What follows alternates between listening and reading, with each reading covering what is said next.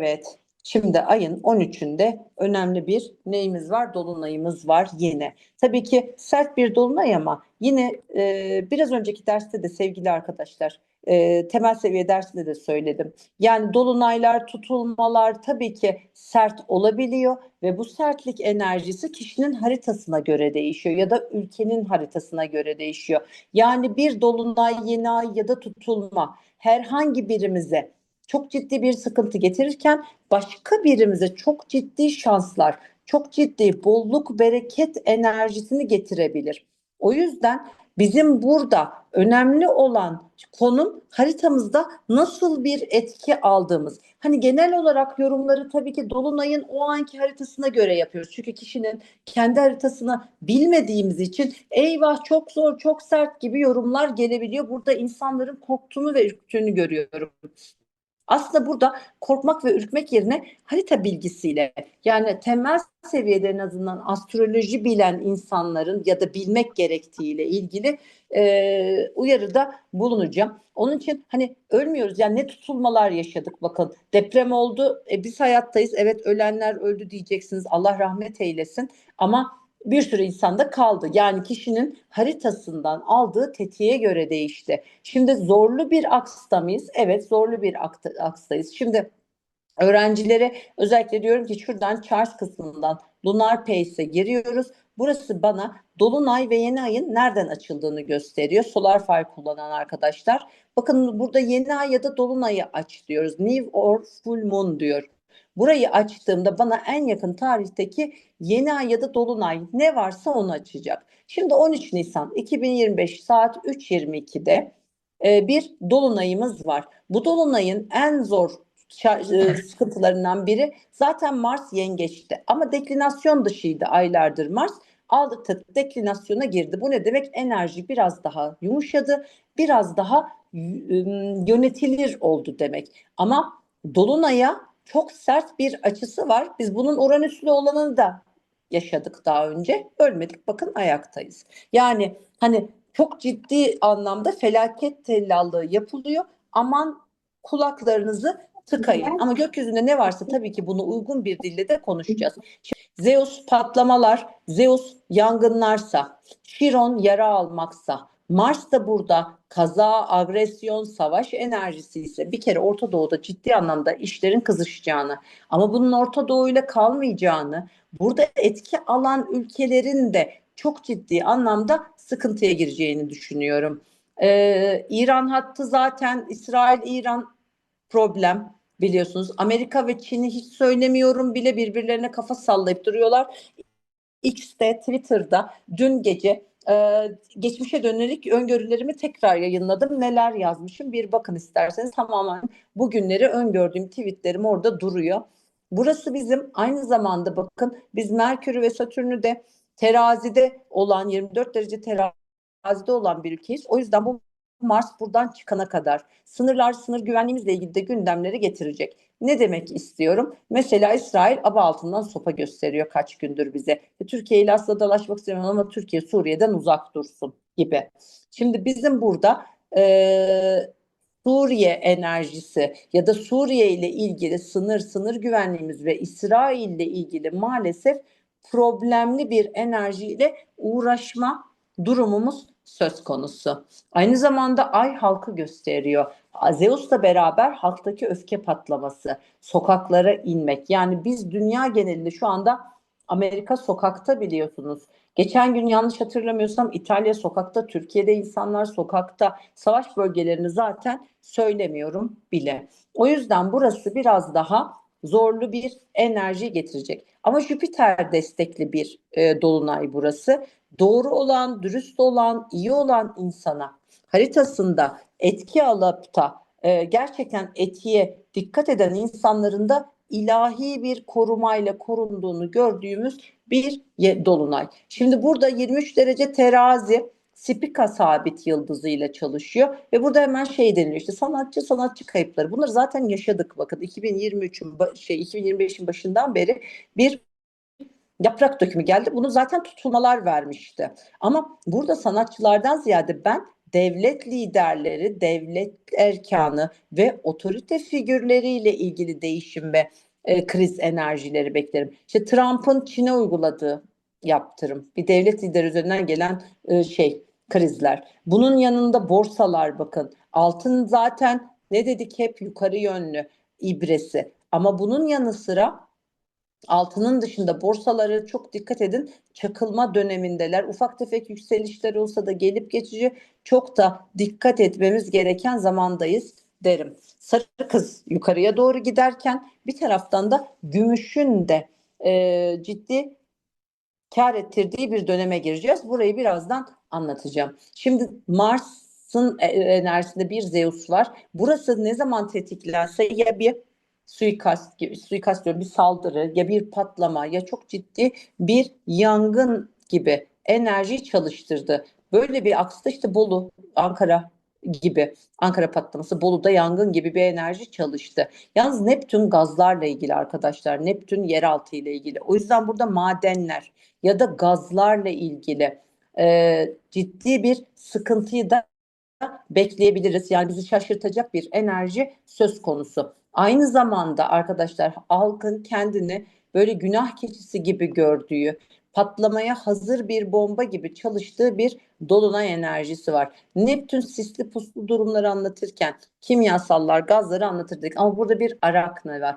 Arakne aslında damarlar demek. Yani burada kalp problemi ya da beyinle ilgili sağlık problemi olan arkadaşların, beyindeki tümör ya da buna benzer yapılar olma ihtimali olan arkadaşlar mutlaka bir doktor kontrolüne gitmesini öneriyorum.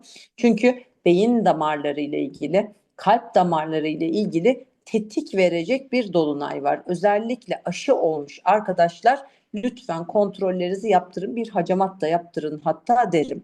Ama bunun yanında arakne, tren rayları, yollar, ama bunun yanında bir de kablolar demek. Yani burada bana diyor ki elektrik kesintileri, işte iletişim bozuklukları, Turkcell'de yaşandı biliyorsunuz, işte bir saat boyunca arama yapılamadı. Bunun devamının gelebileceği, bu önümüzdeki ayın 20'sine kadar arama yapamayacağımız, internet kesilebileceği, kablolarla ilgili kesinti, sıkıntı. Yani kablosal işlemlerle ilgili böyle bir kesintinin olabileceği bir dönem diyebiliriz. Yani iletişim kurmak bu dönem zor olabilir. Biz dersimizi en güzeli hızlıca yapalım diyorum ben bu dolunay arifesinde. Ama Mars'ın kardinaline baktığımda ben dolunayda işsiz parçalara ayrılmak, parçaları birleştirmek olarak da çalışabiliyor. O yüzden hani burada ihanetle beraber aslında ifşalarla beraber gün yüzüne çıkabilecek durumlar. Mesela şimdi bu dolunay aynı zamanda Mundane harita, yani ülkemiz haritasında da belediyelerle ilgili alanı tetikliyor. Yani sadece İstanbul ve Büyükşehir Belediyesi değil arkadaşlar. Aynı zamanda başka büyükşehir belediyeleri, başka büyük belediye başkanlarıyla ilgili de krizleri getirebilecek bir dolunay eksenindeyiz. Aynı zamanda burada Kanada ve Kanada tarafındaki ülkelerle ilgili de problemleri beklerim bu dolunay haritası üzerinden. Yalnız bazı, bakın, turu doğrular demek, doğruların ortaya çıkması, saklanan bazı durumlarla ilgili parçaları birleştirmek, özellikle dediğim gibi belediye ya da siyasi alanda bazı konularla ilgili yine ifşalar, belki tutuklamalar ve buna benzer durumların gelebileceğini düşünüyorum. Çünkü bazı şeyler ifşaya gidecek. Piyasalarla ilgili dediğim gibi de ciddi bir sıkıntı var. Şimdi ne zaman rahatlayacağız sorusu çok fazla geliyor. Jüpiter yengece geçecek ve Haziran ayında oley diye yazılar okuyorum. Evet, Jüpiter yengece geçince bir tık nefes alacağız. Bize bir tık nefes aldırabilecek ama şimdi bu copy paste bir bilgi olur. Asıl bilgi nedir? Açılarla hareket etmek. Çünkü bizim Jüpiter'imiz, yani bütün dünyada biliyorsunuz Jüpiter zaten Haziran ayında Yengeç burcuna geçecek. Jüpiter Yengece geçtiği zaman, bak, haritaları şöyle açacak olursam, bakın 10 Haziran itibariyle Jüpiter Yengece geçecek. Neden bize iyi gelir diye yazılıp çiziliyor. Çünkü bizim ülkemizin yükseleni yengeç. Yani birinci ev alanımıza geçtiği için şans, bolluk, bereket getirecek. Evet, sonrasında Güney Ay düğümümüze, MC'mize, Uranüs'ümüze 120. Harika. Zaten Türkiye'de ne demiştik? Yeraltı kaynaklarıyla ilgili gerçekten güzel keşifler, yararlanabileceğimiz yeraltı kaynaklarıyla ve zenginleşmeyle ilgili önümüzde güzel bir süreç var. Ama hemen değil. Yani böyle bir sihirli değnek değil buradaki Jüpiter yengeç. Çünkü Jüpiter yengece geçtiği zaman arkadaşlar Satürn Plüto karesiyle geçecek. Yani bana diyor ki Satürn'e dikkat et, Neptün'e dikkat et burada Jüpiter'le beraber. Jüpiter kalabalıklar, toplulukları gösterirken yani burada biraz retroların bitmesiyle sokakların ateşi inecek ama sonrasında tekrar bir alev alabilecek diyor. İkincisi Satürn Koç enerjisi demir çelikle ilgilidir. Satürn inşaatla ilgilidir. Şimdi burada o zaman inşaatlardaki demir çeliğin fiyatlarında ciddi artış. Dolayısıyla inşaat maliyetlerinin artacağını düşünürsek ev fiyatları ve ev fiyatlarının emlak fiyatlarında ciddi yükseliş bekler miyiz? Evet bekleriz. Burada bu tarz hisselerle ilgili yükseliş bekler miyiz? Evet bekleriz. Yatırım tavsiyesi değildir arkadaşlar. Sadece astrolojik öngörü yapmaya çalışıyorum. Ama bu astrolojik öngörüyü de basite almıyorum tabii ki. Gökyüzündeki matematik ne diyorsa bana ben oraya anlatmaya çalışıyorum. Ve bunun dışında yengeç ay yönetir yengeç burcunu. Ay da gümüşü yönetir arkadaşlar. O zaman Jüpiter'in yengece geçmesi kime yarayacak? Gümüşe yarayacak. Kime yarayacak? İnşaat sektörüne yarayacak. Ama demir çeliğin artmasına yarayacak. Ama evlerin fiyatlarının ciddi anlamda artışa gireceğinden dolayı Mayıs sonu Haziran başına kadar ev alabilecek arkadaşların, elinde özellikle nakiti olan arkadaşların piyasayı değerlendirip karlı alışverişler yapabileceğini görebiliriz. Aynı zamanda Jüpiter yengece geçerken Mars da Aslan'a geçecek. Mars da Aslan'da olacak, özür dilerim, geçmeyecek, Aslan'da olacak ama Uranüs karesinde olacak o hafta. Patlama, yangın ve ani beklenmedik sarsıcı durumları beklediğimiz bir hafta. Aynı hafta yine ay düğümleri sıkıştırmasındaki Güneş liderlerle ilgili problemleri verirken mesela Temmuz ayı, Ağustos ayı ya Haziran'dan sonrası özellikle yaz ayları itibariyle Trump adına çok zorlayıcı süreçler, suikast ihtimali olabilir, halkın ayaklanması ve Trump'ı indirmek istemesi olabilir ama Trump adına çok ciddi zorlu süreçler bekliyor.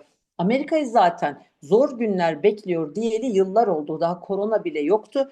Doların bir kağıt parçası kadar değeri kalmayacak dediğimde ciddi linç yemiştim.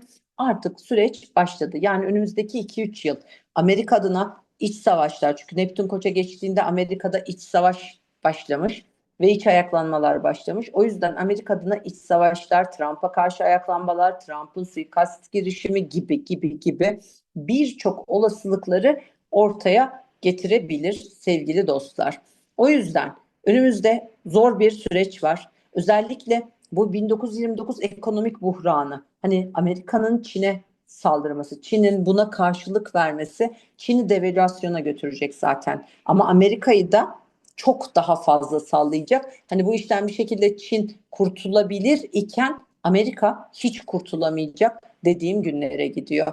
Elinizdeki her kuruşun kıymetini bilip özellikle sağlam yatırımda kalmanızı öneriyorum. Yani elinizde olsun emtialarınız, sağa sola güvenip başka yerlere koymayın ve fiziksel yatırım yapmayı tercih edin. Gayrimenkul anlamında ev, arsa, toprak alacaklar için de Mayıs sonuna kadar fırsatlar olabilir diyoruz bu gökyüzü enerjisine göre. Şimdi ay düğümlerinin zaten biliyorsunuz balık başak hattında olması bize biraz daha ilahi tevekküle git, biraz daha sakin, biraz daha inançla ve kadersel enerjiyi doğru okuyarak adım atmayı ve kendimize ait doğru felsefeler, hak, hukuk, adaleti de tesis ederek buralara gitmemiz gerektiğini öğretiyor. Jüpiter zaten yengece geçtiğinde Merkür de yengeçte geçecek. Ana temamız vatan, millet, Sakarya dediğimiz türküleri çağıracağız açıkçası. Bu arada hani İsrail hattı, İran hattı ateşli olsa da ben bir Azerbaycan ve İran enerjisinde sert görüyorum önümüzdeki süreçte. Bu da burada bir dursun. İnşallah hatırlamak zorunda kalmayız. Bu dolunay hepimize güzellikle, sağlıkla, kolaylıkla gelsin dilerim. Çünkü özellikle haritasında terazi, koç, yengeç ve oğlak burcu olan arkadaşlara ciddi etkiler alabileceği bir dönem. Nasıl mı korunuruz? Tabii ki iyi insan olarak nasıl mı korunuruz? Sadaka vererek. Tabii ki farkındalığımızı ciddi anlamda arttırır isek burada korunma enerjisini de çalıştırabiliriz. Ama agresyon çok yüksek. Yani bu dönem çok fazla kazalara şahitlik edebiliriz. Hep olur kazalar. Ama bazı dönemler çok daha fazla, çok daha ürkütücü olabiliyor. Bu dolunayda biraz böyle bir enerji. Böyle bir salgınla ilgili çok soru geliyor. Özellikle bir zombi salgını adı altında böyle saçma sapan bir gündem var. Bakın korona gelmeden önce bir salgın geliyor dediğimde tutup da bunun işte ölecek insanlar bilmem ne olacak, zombiler basacak demedik. Bir salgın geliyor. Bunun sebebi de veba salgını, İspanyol gribiyle yaşandığı dönemlerdeki gezegen akslarının tetiklenmesiydi. İnsanları korkutmadan yapmaktır bazı şeyler. Astrolojinin etiğinde aslında. Yani hiç kimse bir zombi salgını ya da korona gelmeden bunun adının korona olacağını bilemez. Evet, bir salgını öngörebiliriz. Ben de bir salgın bekliyorum. Ama korona gibi ya da öldürücü, hani bu kadar böyle zombi enerjisi çalıştıracak bir salgını beklemiyorum. O yüzden kimi neyi takip ettiğinize lütfen dikkat edin. Doğru bilgiye ulaşırsanız ruh sağlığınızı da korursunuz. Burası çok önemli. Şimdi sevgili arkadaşlar, bu dolunay özellikle hava burçlarına yarayacak. Kim bunlar? Teraziler. Terazilerin bir kısmını sert etkilerken bir kısmını da şanslar getirecek. Kovalar ve ikizler. Bu anlamda şanslılar diyebilirim. Aynı zamanda güneş desteğiyle beraber aslında aslanlar ve yayları da güzel etkileyebilecek fırsatlar sunup yaralarını sarıp hayallerine doğru ilerleyebilecekleri gündemleri getirebilecek bir dolunay aksı var. Bütünün hayrına olsun, bütünün en güzel hayrına olsun diliyorum.